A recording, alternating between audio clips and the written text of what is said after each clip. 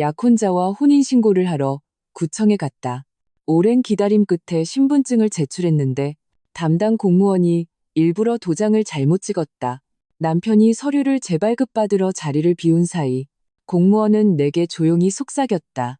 아가씨, 이 남자랑은 안 돼요. 나는 가족관계 증명서가 든 서류 봉투를 꼭 쥔 채 김민준의 뒤를 따라 구청으로 향했다. 가을 햇살이 등을 따스하게 내리쬐었다. 민준은 빨간색 서류 파일을 든 채 평소보다 빠른 걸음으로 걷고 있었다. 그렇게 서두르지 마. 업무 시작하려면 아직 30분이나 남았어. 내가 그의 소매를 살짝 잡아당겼다. 민준이 돌아보며 내 머리를 쓰다듬었다. 빨리 우리 이름이 적힌 증명서를 받고 싶어서 그래. 그 말에 나는 웃으며 그의 팔에 얼굴을 기댔다. 구청 민원실은 생각보다 한산했다. 우리는 곧장 3번 창구로 향했다. 창구 너머에 앉아있던 박 주무관님이 우리를 힐끗 쳐다봤다. 다른 창구 직원들과는 달리 웃음기 없는 어딘가 이상한 눈빛이었다. 민주는 서류 파일을 창구 위에 탁 소리나게 올려놓았다. 조용한 민원실의 파일 지퍼 소리가 유난히 크게 울렸다. 주무관님, 혼인신고하러 왔습니다. 민주는 말하며 주민등록증과 서류들을 꺼냈다. 박 주무관님은 바로 서류를 받지 않고 손가락으로 책상을 톡톡 두드렸다. 그리고는 나를 바라보며 평소보다 낮은 목소리로 물었다. 아가씨, 정말 결정하신 거 맞아요? 나는 순간 멈칫했다. 혼인신고를 할 때 의뢰 묻는 질문 아닌가? 하지만 그분의 말투에는 형식적인 느낌이 전혀 없었다. 네, 그럼요. 나는 민준의 곁으로 바싹 다가섰다. 민준도 내 쪽으로 몸을 기울이며 웃음 섞인 목소리로 말했다. 주무관님, 저희 3년이나 만났어요. 이미 마음 정한 지 오래입니다. 박 주무관님은 웃지 않았다. 우리의 신분증을 받아들고 천천히 뒤집어 보았다. 신분증을 넘기는 동작은 매우 느렸고 민준의 증명사진 위에서 손가락이 2초간 멈췄다. 서류를 쥔 내 손바닥에 서서히 땀이 차기 시작했다. 다른 창구에서는 프린터 소리와 사람들의 나지막한 웃음소리가 들려왔지만 우리 창구 주변의 공기만은 얼어붙은 듯했다. 박 주무관님은 신분증을 내려놓고 다시 나를 쳐다봤다. 더는 아무것도 묻지 않고 펜을 들어 서류를 작성하기 시작했다. 사각사각 펜촉이 종이를 스치는 소리가 내 심장을 조여왔다. 나는 몰래 민준을 훔쳐봤다. 그는 벽에 붙은 혼인신고 절차 안내문을 보며 입가에 미소를 띠고 있었다. 박 주무관님이 서류 작성을 마치고 펜을 내 앞으로 밀었다. 우선 서명부터 하세요. 서명하시면 제가 정보 확인하겠습니다. 나는 펜을 집어들었다. 손끝이 미세하게 떨렸다. 서류의 신고인란을 내려다보니 내 이름과 민준의 이름이 나란히 적혀 있었다. 펜을 종이에 대고 첫 글자를 쓰려는 순간 박 주무관님이 갑자기 입을 열었다. 아가씨, 다시 한번 생각해 보세요. 내 펜이 멈췄다. 고개를 들어 그분을 바라보자 그분은 내 시선을 피하며 창밖을 바라봤다. 민준이 다가와 물었다. 주무관님, 왜 그러세요? 무슨 문제라도 있나요? 박 주무관님은 즉시 시선을 거두고 서류를 집어들며 말했다. 아닙니다. 그냥 한번 서명하면 되돌릴 수 없다는 걸 알려드리려고요. 그녀의 손가락이 서류 모서리를 꽉 쥐어 하얗게 질려 있었다. 나는 민준을 쳐다봤다. 그는 나를 향해 고개를 끄덕이고 있었다. 괜찮아. 서명해. 나는 심호흡을 하고 이름을 적었다. 박 주무관님은 서류를 받아들고 다시 민준의 신분증을 쳐다봤다. 이번에는 꽤 오랫동안 보고 있었다. 민원실의 시계가 째깍째깍 울렸다. 그 소리가 유난히 거슬렸다. 마침내 박 주무관님은 신분증을 내려놓고 서류를 확인하기 시작했다. 그녀의 동작은 여전히 느렸다. 마치 무언가를 찾는 사람처럼 한 장 한 장 꼼꼼히 넘겨보았다. 나는 두 손을 꼭 쥐고 그녀의 다음 행동을 기다렸다. 마음속의 불길한 예감은 점점 더 강해졌다. 박 주무관님은 서류 마지막 장을 넘기더니 도장을 집어들었다. 그녀는 2초간 망설이다가 아래로 내리찍었다. 쾅하는 가벼운 소리와 함께 도장이 종이에 찍혔다. 박 주무관님은 그 부분을 2초간 응시하더니 갑자기 미간을 찌푸렸다. 어머나, 이를 어째?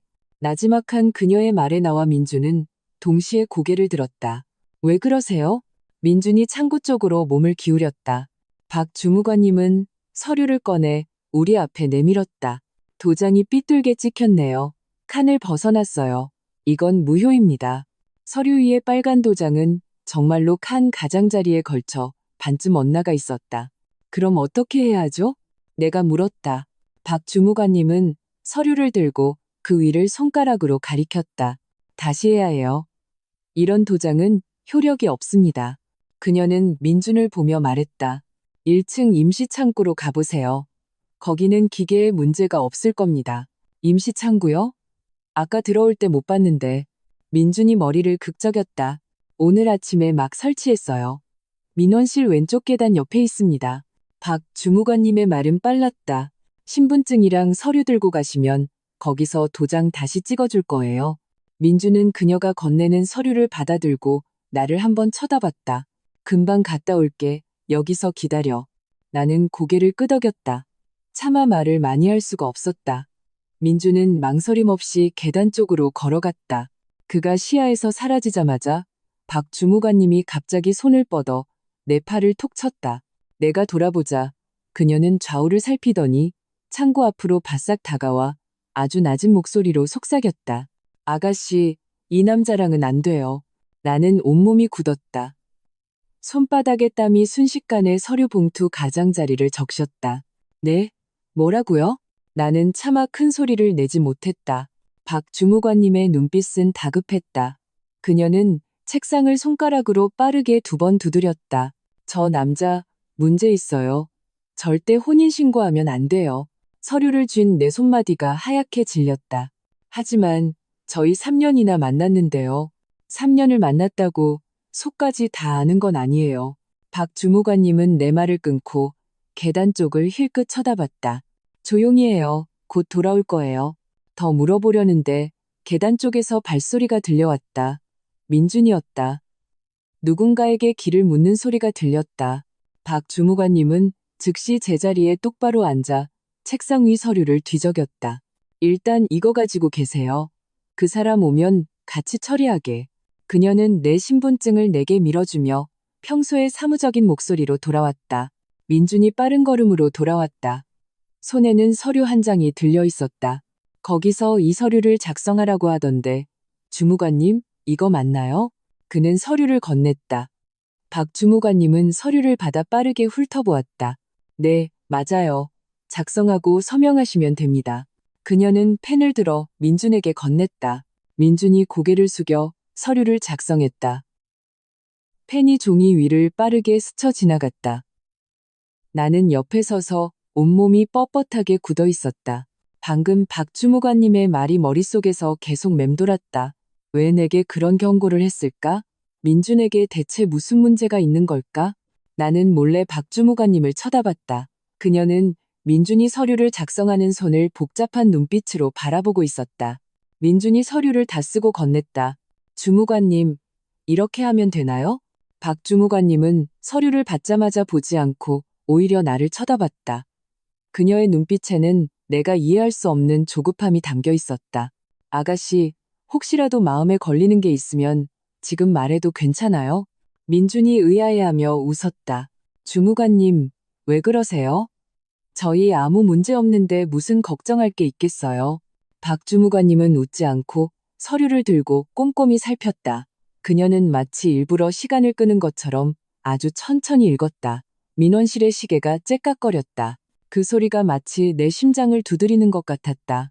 마침내 박 주무관님은 서류를 내려놓고 도장을 들었다. 됐습니다. 다시 한번 찍어볼게요. 이번엔 신중하게. 그녀는 말하다가 잠시 멈췄다. 두 분도 다시 한번 확인해 보세요. 이름이랑 주민등록번호 전부 맞죠? 민준이 다가가 훑어보았다. 네, 다 맞아요. 박 주무관님은 나를 보았다. 그녀의 눈빛은 묻고 있었다. 나는 입을 열어 방금 그 말에 대해 묻고 싶었지만 민준이 옆에 있어 감히 입을 뗄 수 없었다. 네, 맞아요. 나는 나지막이 말했다.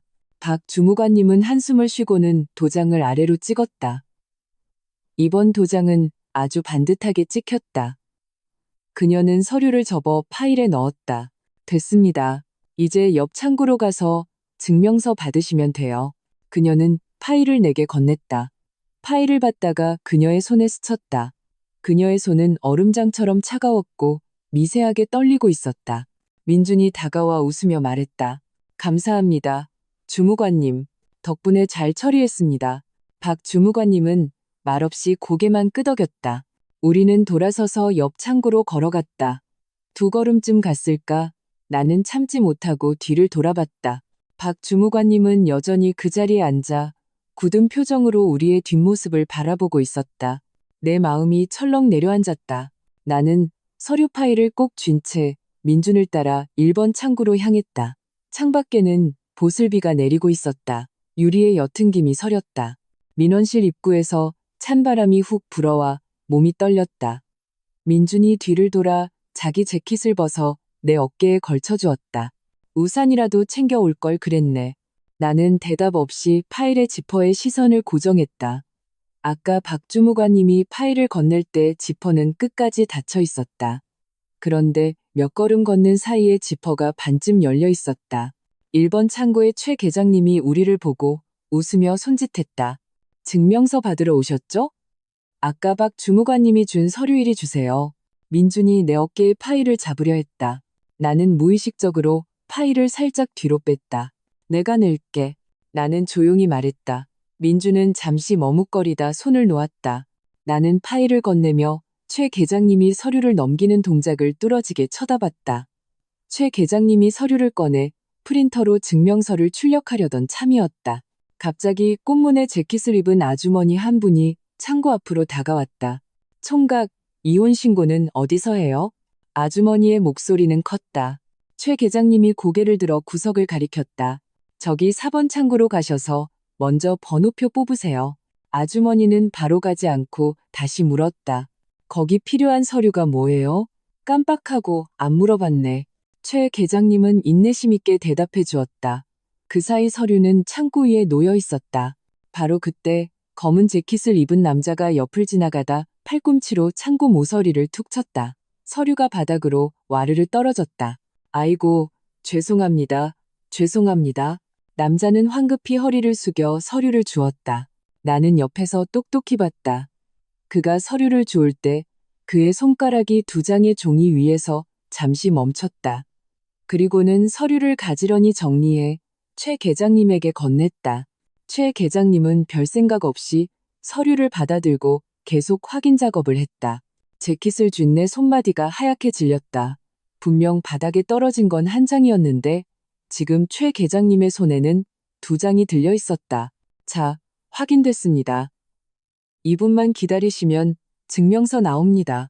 최 계장님이 서류를 프린터에 넣었다. 민준이 웃으며 말했다.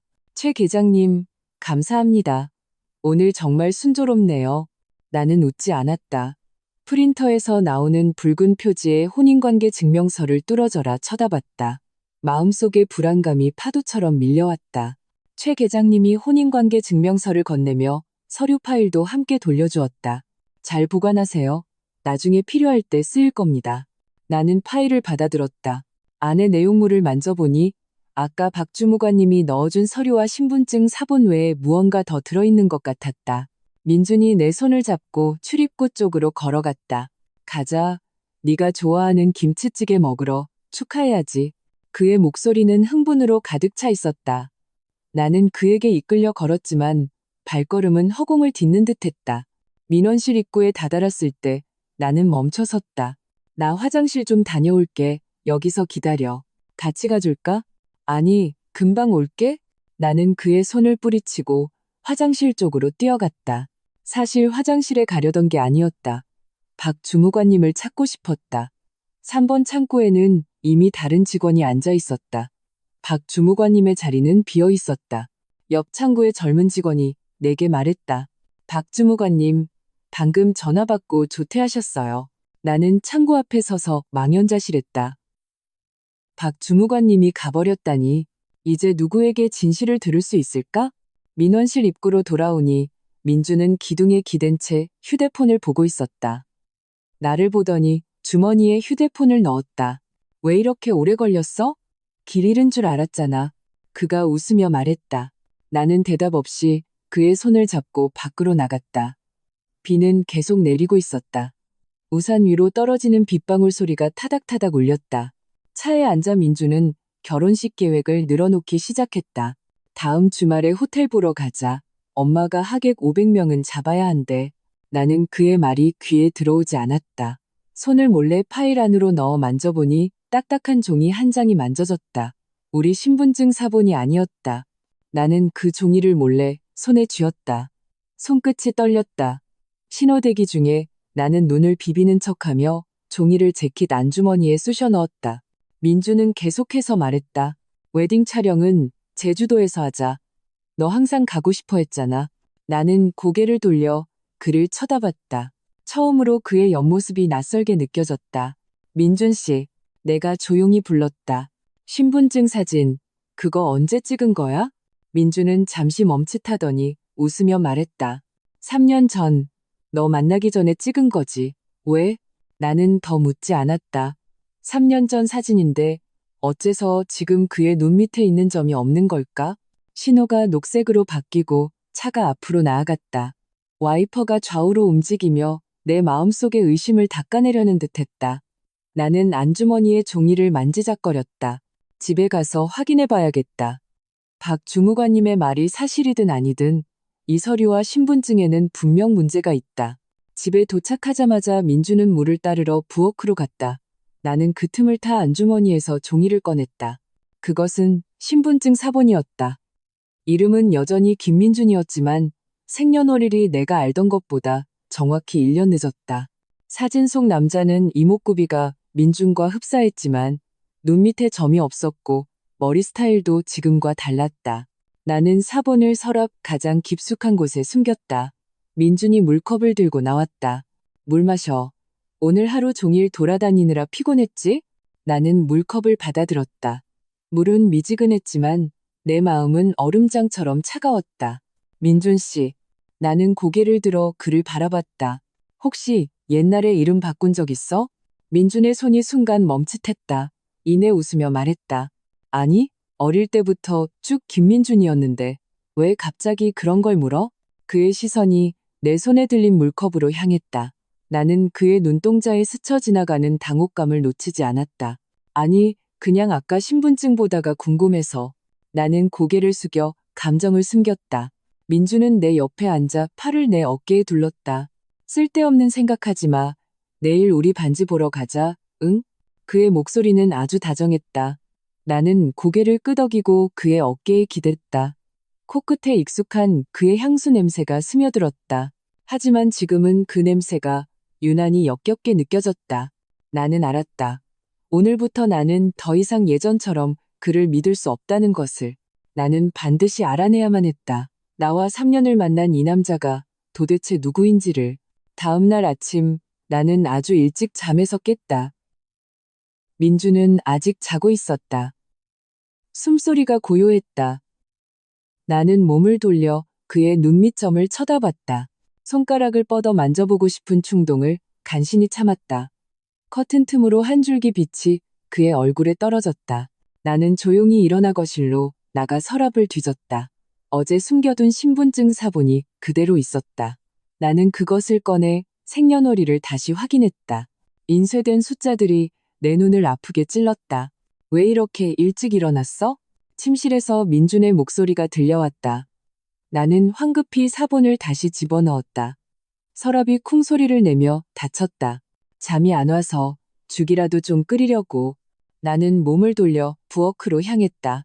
민준이 걸어 나와 뒤에서 나를 안았다. 오늘 반지 보러 가기로 한 거 기억하지? 나는 고개를 끄덕였다. 앞치마에 손을 닦았다. 손바닥은 온통 땀으로 축축했다.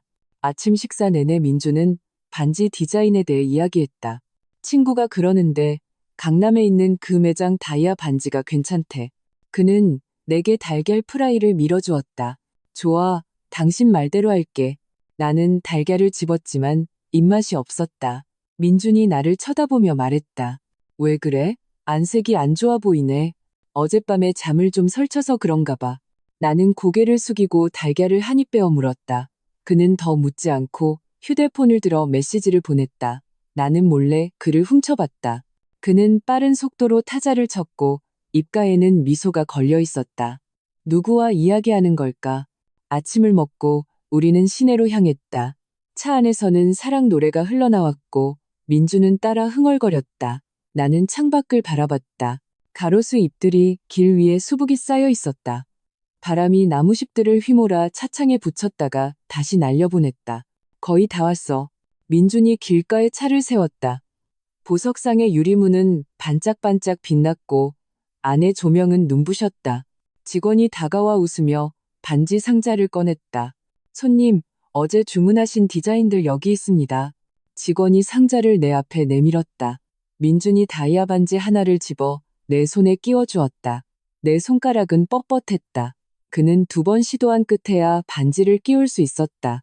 어때? 예뻐? 그가 기대에 찬 눈빛으로 물었다. 예쁘네. 나는 입꼬리를 억지로 끌어올렸지만 웃음은 나오지 않았다. 옆에 있던 직원이 말했다. 남자친구분이 정말 잘해주시네요. 어제 한참 동안 고르셨어요. 나는 고개를 끄덕였다. 시선은 반지의 다이아몬드에 머물렀다. 그렇게 빛나는 보석도 내 마음속의 불안을 비추지는 못했다. 민준이 직원과 결제에 대해 이야기하는 틈을 타 나는 화장실에 다녀오겠다며 밖으로 나왔다. 박 주무관님의 연락처를 찾으려고 휴대폰을 꺼냈지만 저장해두지 않았다는 사실을 깨달았다. 어제 구청에서 왜 전화번호 받을 생각을 못했을까? 길가에 서 있는데 바람이 불어 머리가 헝클어졌다. 그때 누군가 내 어깨를 툭 쳤다. 돌아보니 박 주무관님이었다. 그녀는 짙은색 외투에 모자를 눌렀어 얼굴을 반쯤 가리고 있었다.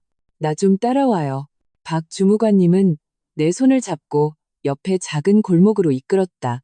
골목에는 사람이 거의 없고 쓰레기통 몇 개만 놓여 있었다. 박 주무관님은 주머니에서 쪽지 한 장을 꺼내 내 손에 쥐어주었다. 이거 내가 몰래 적어온 번호예요. 그녀의 목소리는 아주 낮았다. 이 사람 5년 전 주민등록 기록을 조회해봐요. 나는 쪽지를 꼭 쥐었다. 손끝에 닿은 그녀의 손은 지난번보다 더 차가웠고 여전히 떨리고 있었다.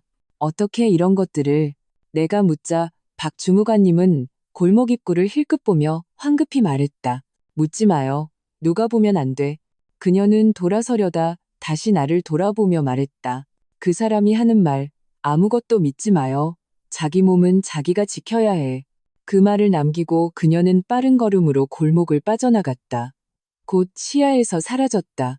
나는 쪽지를 펼쳤다.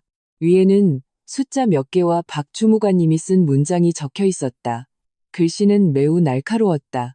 급하게 쓴 티가 났다. 나는 쪽지를 3번 접어 지갑 가장 안쪽 칸에 넣었다. 골목 입구로 나오니 민준이 보석상 앞에서 나를 찾고 있었다. 어디 갔었어? 한참 찾았잖아. 그가 다가와 내 손을 잡았다. 그의 손은 따뜻했지만 내 손은 돌처럼 차가웠다. 아까 아는 사람 만나서 잠깐 이야기 좀 했어. 나는 거짓말을 했다. 민준이 미간을 찌푸렸다.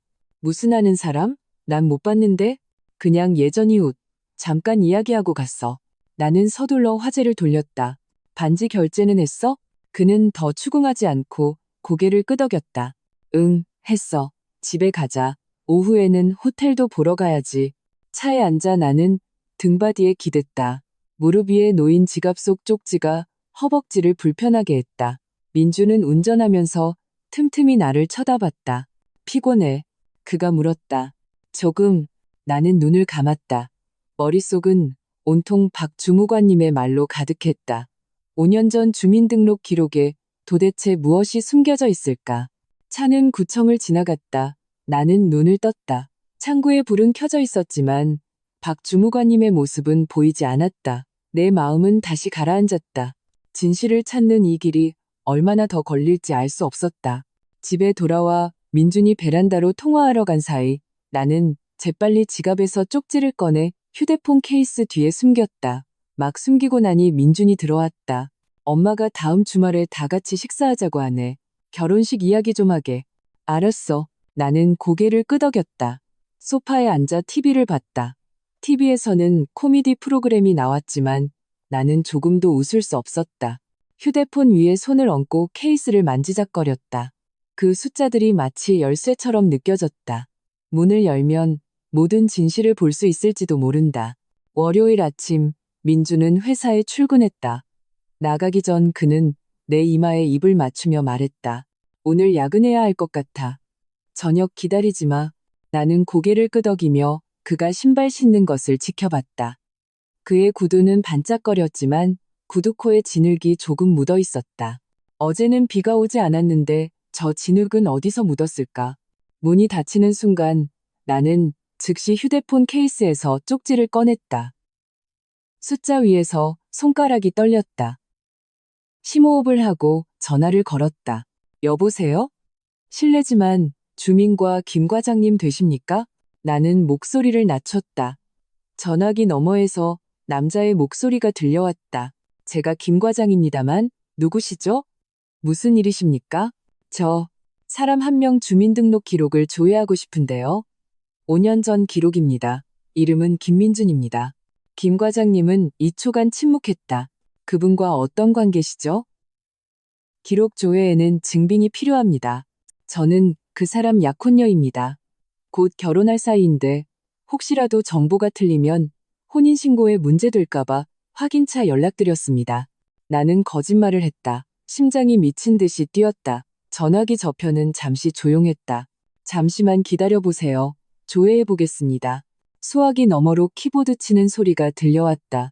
그 소리 하나하나가 내 심장을 때리는 것 같았다. 창밖에는 보슬비가 내리고 유리창에 물방울이 아래로 흘러내렸다. 찾았습니다. 김 과장님의 목소리가 들려왔다. 이 김민준 씨 5년 전에 개명했네요. 원래 이름은 김건명입니다. 나는 휴대폰을 쥔 손에 힘을 주었다. 개명이요? 그럼 주소지는요? 5년 전에 경기도 외곽에서 지금 주소지로 이전했습니다. 전입신고할 때 혼인 상태는 기혼으로 되어 있네요. 기혼. 두 글자가 돌덩이처럼 내 마음에 떨어졌다. 나는 한동안 말을 잇지 못했다. 귀에서 윙윙 소리가 났다. 여보세요? 듣고 계십니까? 김 과장님이 물었다. 그 사람이 기혼이라면 지금은요? 이혼했나요? 내가 다급하게 물었다. 전산상의 이혼 기록은 없습니다. 여전히 기혼 상태입니다. 아가씨, 정말 이분과 결혼하실 겁니까? 이건 확실히 알아보셔야 할 문제입니다. 나는 전화를 끊고 소파에 주저앉았다. 휴대폰이 손에서 미끄러져 카펫 위로 떨어졌다. 화면은 여전히 통화기록 페이지에 멈춰 있었다. 기혼, 나와 3년을 만난 남자가 유부남이었다니. 어쩐지 신분증에 문제가 있더라니. 어쩐지 박 주무관님이 경고하더라니. 나는 일어나 베란다로 걸어나갔다. 비는 계속 내리고 있었다. 아래층 나무가 바람에 흔들렸다. 나는 민준이 출장을 갈 때마다 항상 지방이라고 말하고 절대 나를 데려가지 않았던 것을 떠올렸다. 그의 휴대폰에 암호가 걸린 앨범이 있었고 물어보면 업무 자료라고 했던 것도 생각났다. 가끔 늦게 귀가할 때면 그의 몸에서 희미한 분유 냄새가 났는데 동료네 아이가 회사에 놀러 왔었다고 둘러댔던 것도 예전에는 신경 쓰지 않았던 사소한 것들이 이제야 하나로 연결되었다. 나는 휴대폰을 주워들고 연락처를 열었다. 대학 동기인 이진우를 찾았다. 그는 지금 사설탐정으로 일하고 있었다. 전화를 걸자 3번 울리고 바로 연결되었다. 민지야, 오랜만이다. 웬일이야? 진우의 목소리는 익숙했다. 진우야, 나 사람 하나 좀 알아봐줘야겠어. 김민준. 아니, 본명은 김건명이야. 내 목소리가 떨렸다. 그 사람 부인이 누군지, 어디에 사는지, 아이는 있는지 알아봐줘. 진우는 잠시 침묵했다. 무슨 일이야? 너 그 사람이랑 결혼한다며. 묻지 말고 그냥 알아봐줘. 최대한 빨리. 비용은 2배로 줄게. 알았어. 그 사람 주민등록번호랑 네가 아는 정보 전부 보내줘. 오늘부터 바로 시작할게. 진우와 통화를 마치고 나는 민준의 정보를 정리해서 보냈다. 막 보내자마자 전화가 울렸다. 민준이었다. 여보, 점심 뭐 먹고 싶어? 내가 배달시켜줄게. 그의 목소리는 다정했다. 나는 휴대폰을 쥔 손톱으로 손바닥을 파고들었다. 됐어. 그냥 내가 라면 끓여 먹을게.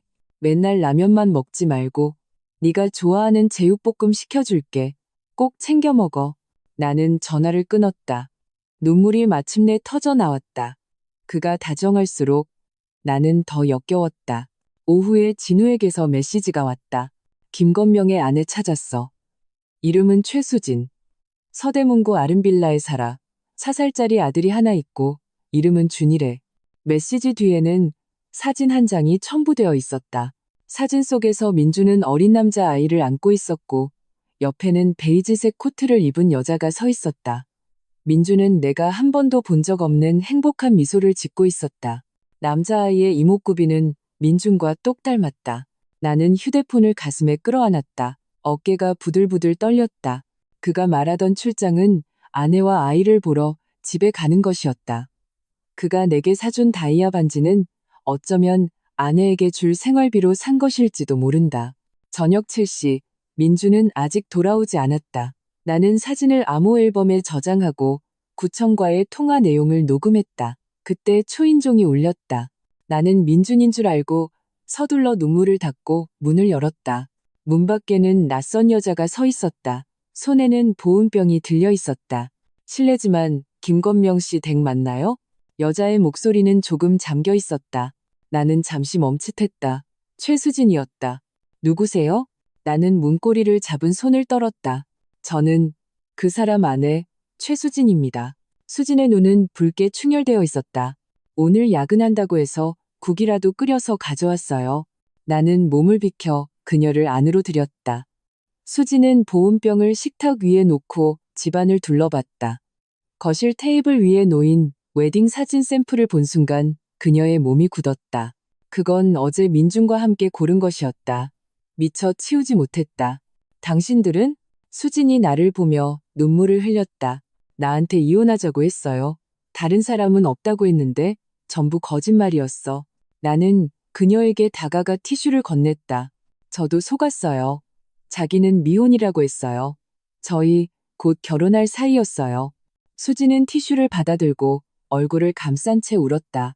4년 동안 계속 바쁘다고, 일 때문에 바쁘다고 집에 거의 오질 않았어요. 나는 정말 우리 가족을 위해서 그런 줄 알았는데 나는 그녀를 바라봤다. 마음이 시리고 아팠다. 우리는 둘 다 김민준에게 속은 피해자였다. 바로 그때 문이 열리고 민준이 들어왔다. 수진을 본 그의 얼굴이 순간 하얗게 질렸다. 당신이 여길 어떻게? 그는 빠른 걸음으로 다가와 나와 수진 사이를 막아섰다. 수진이 고개를 들고 그를 가리켰다. 김건명, 이 사기꾼, 나한테는 이혼하자고 하더니 뒤에서는 다른 여자랑 결혼을 준비해? 민준의 목소리가 다급해졌다. 우선 집에 가. 할 말 있으면 집에 가서 하자. 집에 가서? 당신 나를 뭘로 보는 거야? 우리 준이는 뭘로 보는 거냐고. 나는 민준을 보며 차갑게 말했다. 김건명 씨, 더 할 말 있어요? 민준이 나를 돌아봤다. 그의 눈에는 당혹감과 함께 애원이 담겨 있었다. 민지야, 네가 생각하는 그런 거 아니야. 내 말 좀 들어봐. 설명할게. 뭘 설명해? 4년 전에 결혼했고 4살짜리 아들도 있다는 거? 이름까지 바꿔서 3년 동안 날 속였다는 거? 나는 휴대폰을 꺼내 그 사진을 열어 그의 눈앞에 내밀었다. 민준의 시선이 사진에 닿자 그의 몸이 휘청였다. 그는 휴대폰을 빼앗으려 했지만 나는 한 걸음 뒤로 물러섰다. 김건명, 설명할 필요 없어. 우리 끝났어. 창밖에 비가 더 거세졌다. 유리창을 때리는 빗소리가 커졌다. 마치 내 마음속의 억울함과 분노가 마침내 터져 나오려는 것 같았다. 민준의 얼굴이 순식간에 굳었다. 그가 한 걸음 다가오자 나는 수진을 끌어당기며 뒤로 물러섰다. 내 말 좀 들어봐. 이건 다 오해야. 그의 목소리가 떨렸다. 수진이 내 손을 뿌리치고 민준 앞으로 달려나갔다. 오해? 나한테 이혼하자고 하더니 뒤돌아서는 다른 여자랑 웨딩 사진을 찍어? 이게 오해야? 수진의 목소리가 높아졌고 눈물은 더욱 쏟아졌다. 민준이 손을 뻗어 그녀의 입을 막으려 했다. 수진이 그의 손을 물었다. 이거 놔. 준이가 집에서 당신을 기다리고 있는데 당신은 여기서 다른 여자랑 결혼 얘기를 하고 있었단 말이야. 민준의 손등에 이빨 자국이 남았다. 그는 수진을 노려봤다. 눈빛이 험악해졌다. 그만 좀 해. 더 시끄럽게 해봤자 누구한테도 좋을 거 없어. 그는 이웃이 들을까봐 목소리를 낮췄다. 나는 두 사람을 보며 마음속의 불길을 천천히 억눌렀다. 방금 그의 말에 무언가 있었다. 누구한테도 좋을 거 없어? 누구한테 안 좋다는 거죠? 내가 평소보다 차가운 목소리로 물었다. 당신? 아니면 당신네 회사? 민준이 휙 나를 돌아봤다. 그의 눈에는 놀라움이 가득했다. 네가 어떻게? 그의 손이 무의식적으로 꽉 쥐어졌다. 수진이 멈칫하며 나를 돌아봤다. 그 사람 회사 일, 알아요? 나는 대답하지 않고 민준을 쏘아봤다. 아버님 회사, 곧 부도나기 직전이죠? 민준의 얼굴이 하얗게 질렸다. 입술을 달싹였지만 말이 나오지 않았다. 수진이 갑자기 비웃었다. 아주 자조적인 웃음이었다. 결국 돈 때문이었구나. 나한테는 회사 자금이 부족하다고 우리 집에 5억만 빌려달라고 하더니 뒤에서는 이 여자 돈을 노리고 있었어. 5억, 내 마음이 철렁했다. 우리 집은 지난달에 재개발 보상금으로 아파트 2채와 현금을 받았다. 이 이야기를 민준에게 한 번 한 적이 있었다. 그는 그때 이제 우리 돈 걱정은 안 해도 되겠다고 말했었다. 그때부터 이미 계획을 세우고 있었던 것이다. 아니야. 민준이 소리쳤다가 다시 목소리를 낮췄다. 회사가 좀 어려운 건 사실이야. 하지만 두 사람한테는 진심이었어. 진심? 나는 휴대폰을 꺼내 녹음 파일을 틀었다. 구청 김 과장님의 목소리가 흘러나왔다. 이 김민준 씨 5년 전에 개명했네요. 원래 이름은 김건명입니다. 혼인 상태는 기혼으로 되어 있네요. 민준의 몸이 휘청였다. 그는 휴대폰을 빼앗으려 했지만 나는 뒤로 물러나 주머니에 넣었다. 내 몸에 손대지 마. 비가 잦아들었다. 유리창에 물방울이 천천히 흘러내렸다. 마치 우리 사이에 거짓말을 새는 것 같았다. 수진이 내 옆으로 와서 부드러운 목소리로 말했다. 미안해요. 그 사람이 당신까지 속일 줄은 몰랐어요. 내가 좀 더 일찍 알았더라면 당신 탓이 아니에요. 나는 고개를 저었다. 우리 둘 다 그 사람한테 속은 거니까요. 민준이 우리를 보더니 갑자기 무릎을 꿇었다. 내가 잘못했어. 내가 너희를 속이면 안 됐는데. 그는 두 손으로 바닥을 짚고 고개를 숙였다. 아버지 회사가 빚이 너무 많아. 이대로 가면 아버지가 감옥에 가실지도 몰라. 나도 어쩔 수 없이 당신이랑 결혼해서 그 보상금으로 회사를 살리려고 했어. 나는 그의 등을 보며 조금의 동정심도 느끼지 못했다. 그래서 이름까지 바꾸고 신분을 위조해서 사기 결혼을 하려고 한 거야? 민준이 고개를 끄덕였다. 목소리에는 울음이 섞여 있었다.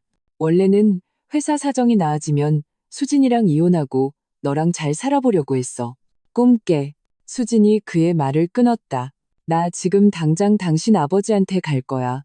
우리 집 돈 갚으라고 할 거고 우리는 이혼이야. 당신 빈손으로 나가. 민준이 벌떡 고개를 들었다. 얼굴이 흉흉하게 일그러졌다. 네가 감히?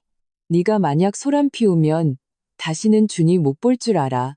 수진의 얼굴이 순식간에 하얗게 질리며 한 걸음 물러섰다.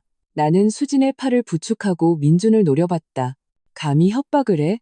나 지금 당장 경찰에 신고해서 당신 중혼죄로 고소할 거야. 민준의 눈빛이 움츠러들었다. 그는 천천히 일어섰다. 나도 모르게. 너희들 시간 좀만 더 줘. 내가 다 해결할게. 그의 목소리가 점점 작아졌다. 나는 벽시계를 봤다. 벌써 8시였다.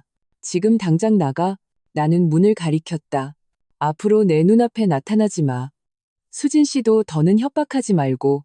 민준은 움직이지 않고 나와 수진 사이를 번갈아 쳐다봤다. 내 짐은, 당신 짐은 내가 다 싸서 버릴 거야.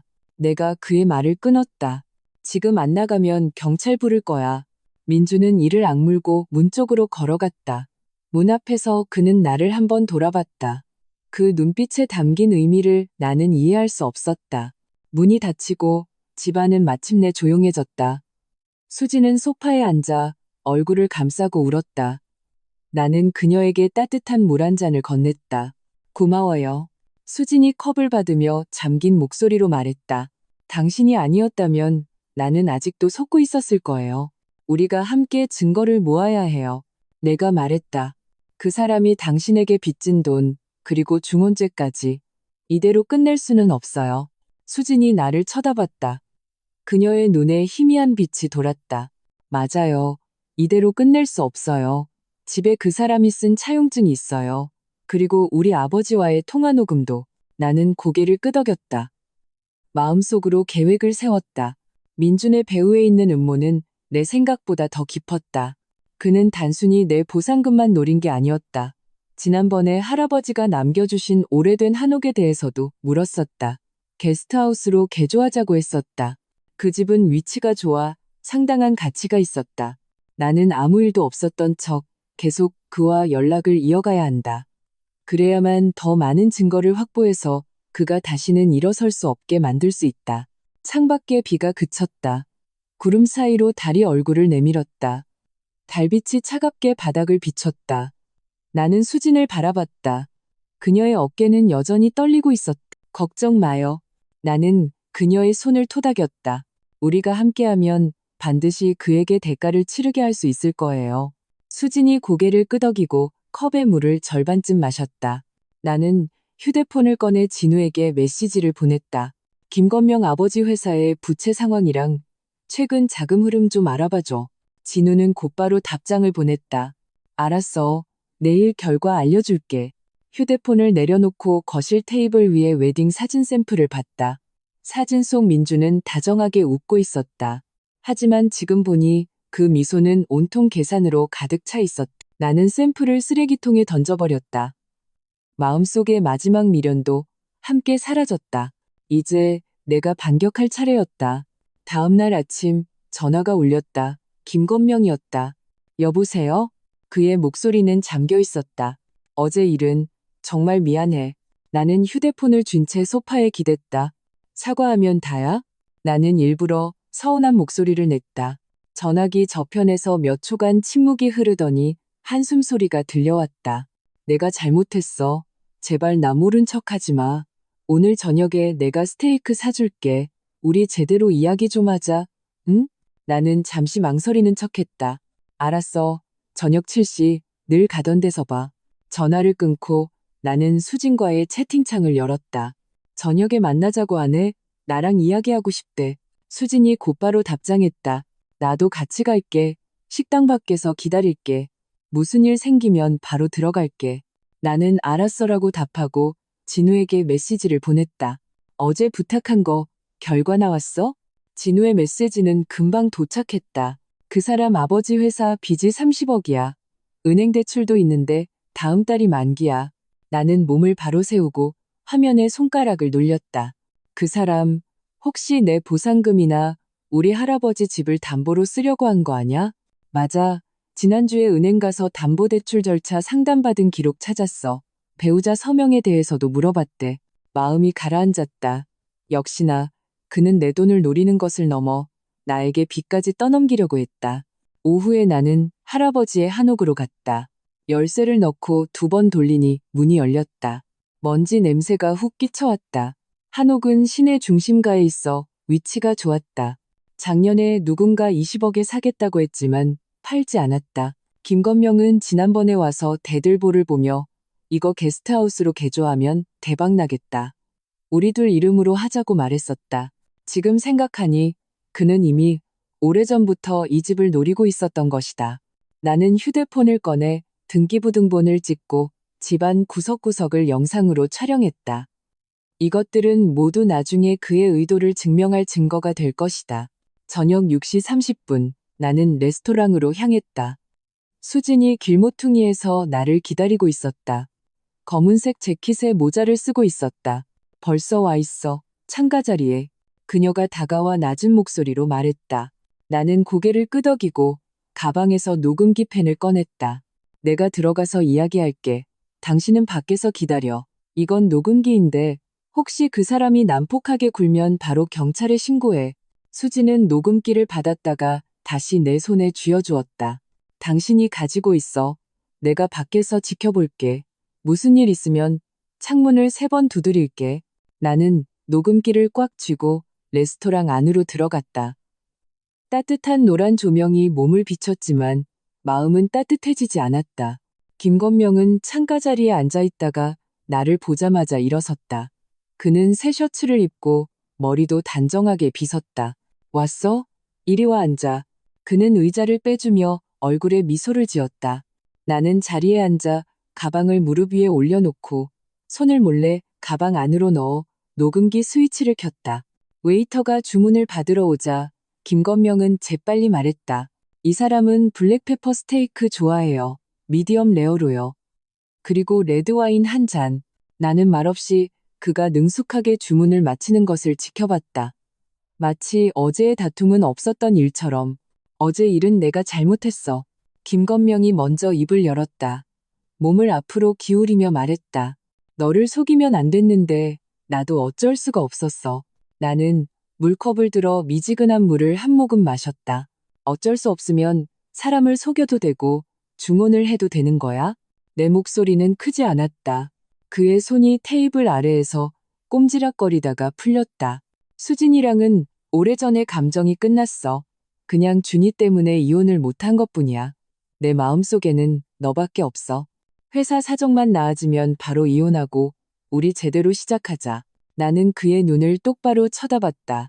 그의 눈동자에 담긴 계산을 놓치지 않았다. 회사 사정? 빚이 많다면서. 내가 일부러 물었다. 그의 눈빛이 살짝 빛났다. 앞으로 더 다가오며 말했다. 사실 방법이 있어. 내 할아버지 한옥.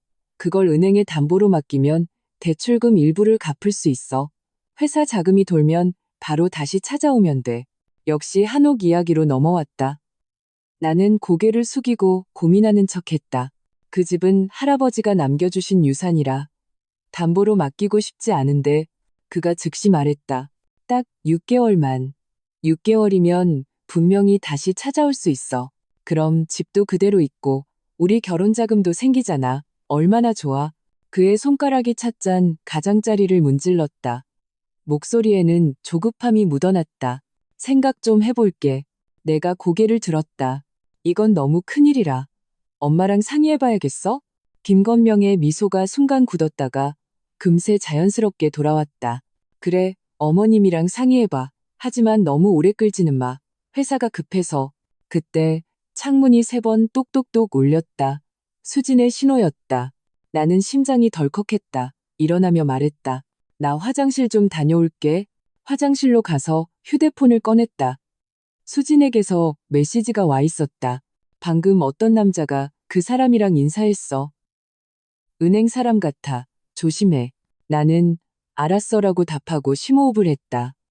그는 은행 사람까지 불러놓은 것이었다. 그 자리에서 나에게 서명을 강요할 생각이었나? 자리로 돌아오니 김건명은 휴대폰으로 문자를 보내고 있었다. 나를 보자 황급히 휴대폰을 주머니에 넣었다. 왜 이렇게 오래 걸렸어? 그의 눈빛이 조금 불안해 보였다. 속이 좀 안 좋아서. 나는 자리에 앉으며 일부러 미간을 찌푸렸다. 우리 오늘은 이만하고 나 집에 가서 좀 쉬고 싶어. 김건명은 잠시 멈칫했지만 반대하지 않았다. 그래, 내가 집까지 데려다 줄게. 레스토랑을 나오니 수진의 모습은 보이지 않았다. 김건명에게 들킬까봐 숨은 모양이었다. 차에 앉아있는 동안에도 김건명은 계속 한옥 이야기를 했다. 사실 담보대출 별로 복잡하지 않아. 서명 몇 번만 하면 돼. 내가 이미 은행 사람이랑 다 이야기해놨어. 나는 대답하지 않고 창밖에 가로등이 하나둘 켜지는 것을 지켜봤다. 마치 그의 거짓말을 세는 것 같았다. 아파트 아래에 도착해서 차에서 내리며 말했다. 데려다 주지 않아도 돼. 나 혼자 올라갈게. 그가 내 손을 잡았다. 눈빛에 애원이 담겨 있었다. 나한테 화내지 마. 응? 나 정말 너 없으면 안 돼. 나는 손을 빼며 어쩔 수 없다는 듯 말했다. 화 안 났어. 그냥 피곤해서 그래. 내일 이야기하자. 그는 고개를 끄덕이며 내가 건물 안으로 들어가는 것을 지켜봤다. 나는 바로 올라가지 않고 계단에 숨어서 지켜봤다. 그의 차는 떠나지 않고 아래에 멈춰 있었다. 10분쯤 지났을까? 수진에게서 메시지가 갔어. 방금 은행 사람이랑 통화하더라. 내일 다시 약속 잡겠다고 했어. 나는 안도의 한숨을 쉬고 녹음기를 꺼내 정지 버튼을 눌렀다. 안에는 그가 나에게 집을 담보로 잡자고 설득하는 말이 고스란히 담겨 있었다. 또 하나의 증거였다. 셋째 날, 나는 일부러 김건명을 카페에서 만나자고 했다. 수지는 옆 테이블에 앉아 휴대폰을 보는 척했다. 김건명은 담보대출 계약서를 들고 와 내 앞에 놓았다. 봐, 계약서도 다 가져왔어. 여기에 서명만 하면 돼. 그가 펜을 건넸다. 나는 계약서를 들고 몇 장 넘겨봤다. 위에는 자발적으로 부동산을 담보로 제공하며 배우자가 이에 동의하고 서명함이라고 적혀 있었다. 조항 좀 더 살펴볼게. 나는 일부러 천천히 읽으며 몰래 계약서를 휴대폰으로 촬영했다.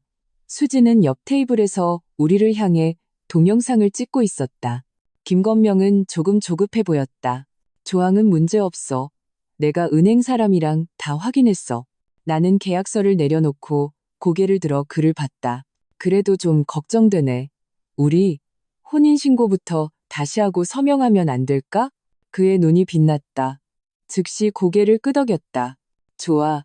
그럼 내일 바로 구청 가서 다시 신고하자. 그리고 바로 서명하는 거야. 나는 속으로 비웃었다. 그는 역시 혼인신고에 목을 메고 있었다. 그래야만 내가 법적인 배우자가 되고 내 서명이 효력을 발휘하니까. 그래, 내일 오전 9시 구청에서 봐. 그는 활짝 웃었다. 내 눈띠의 냉소를 알아채지 못한 채 카페를 나오자 수진이 따라왔다. 다 녹화했어. 계약서도 찍었고 그녀가 휴대폰을 내게 건넸다. 나는 영상 속에서 초조해하는 김건명의 모습을 보며 휴대폰을 꽉 쥐었다. 내일 구청에 가는 건 혼인신고를 하기 위해서가 아니다. 그를 사람들 앞에서 망신시키기 위해서다. 수진의 눈이 빛났다. 맞아. 그 사람이 가장 혼인신고를 하고 싶어 할 때 모든 걸 폭로하는 거야. 우리는 길모퉁이로 걸어갔다. 차가운 바람이 불어왔다. 나는 녹음 파일, 계약서, 사진, 수진의 차용증, 진우가 찾아준 회사 부채 기록, 구청의 통화 녹음, 수진이 찍은 그와 준이의 사진까지 모든 증거를 하나의 폴더에 정리했다. 증거는 모두 모였다. 내일 구청 민원실은 그의 심판대가 될 것이다. 나는 휴대폰을 꺼내 진우에게 메시지를 보냈다. 내일 오전 9시 구청으로 와서 증인 좀 서줘. 진우는 답장했다. 문제 없어. 제 시간에 갈게. 휴대폰을 내려놓고 나는 멀리 보이는 구청 건물을 바라봤다. 내일 이 시간이면 모든 거짓말이 벗겨질 것이다. 김건명이 나에게, 수진에게, 그리고 준이에게 진 빚을 모두 갚을 시간이었다. 다음 날 아침 8시 30분, 나는 구청 앞에 서 있었다. 햇살이 눈부셨다. 나는 선글라스를 살짝 내렸다. 수진이 옆버스 정류장에서 내렸다. 손에는 서류 봉투가 들려 있었다. 다 준비됐어.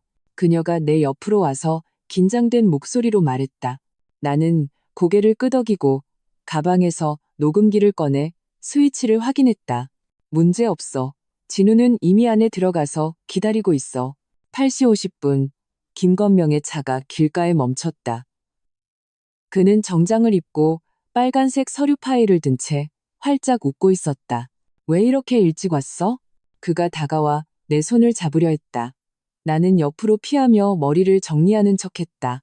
일찍 와서 일찍 끝내려고. 내 목소리에는 감정이 없었다. 구청 민원실로 들어서니 지난번보다 사람이 많았다.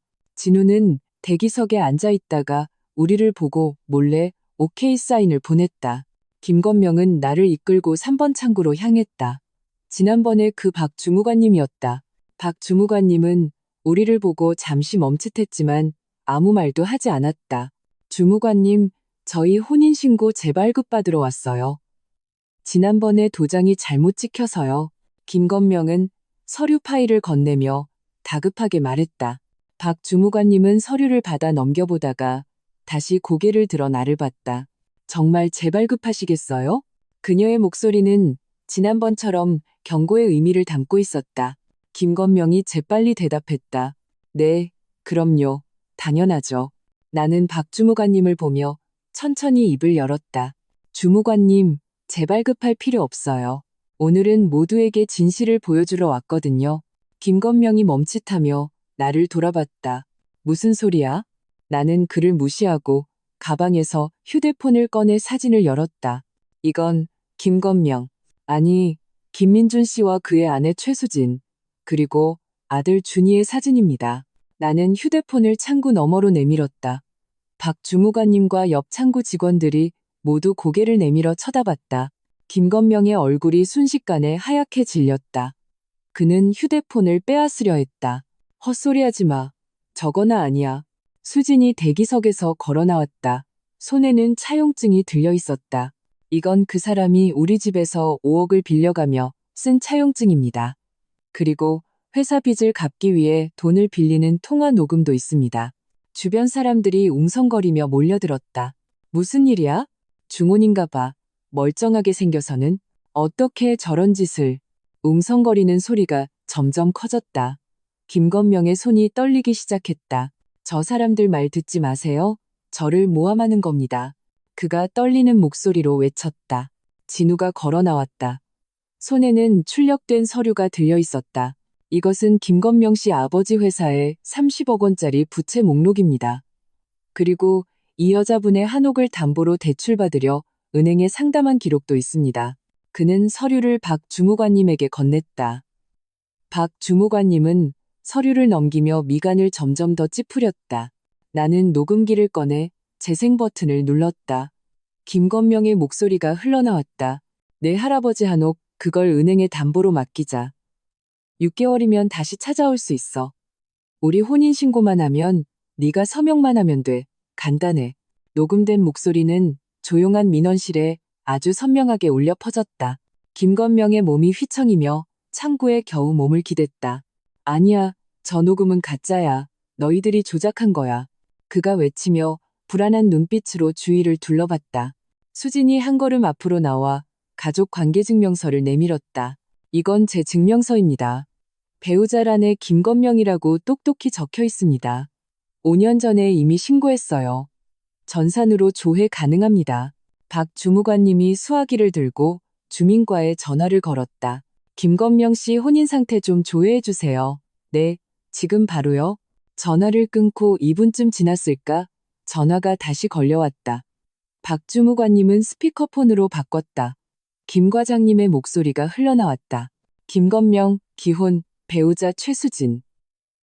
이혼 기록 없음, 5년 전 김민준으로 개명, 진실이 만천하에 드러났다. 주변의 웅성거림은 더 커졌다. 세상에, 사기꾼이었네. 이름까지 바꿔서 사기 결혼을 하려고 해? 정말 악질이다. 돈도 속이고, 감정도 속이고. 김건명은 고개를 숙인 채 어깨를 떨었다. 갑자기 그가 고개를 들었다. 눈빛이 흉흉해지더니 나에게 달려들었다. 전부 너 때문이야. 네가 내 인생을 망쳤어.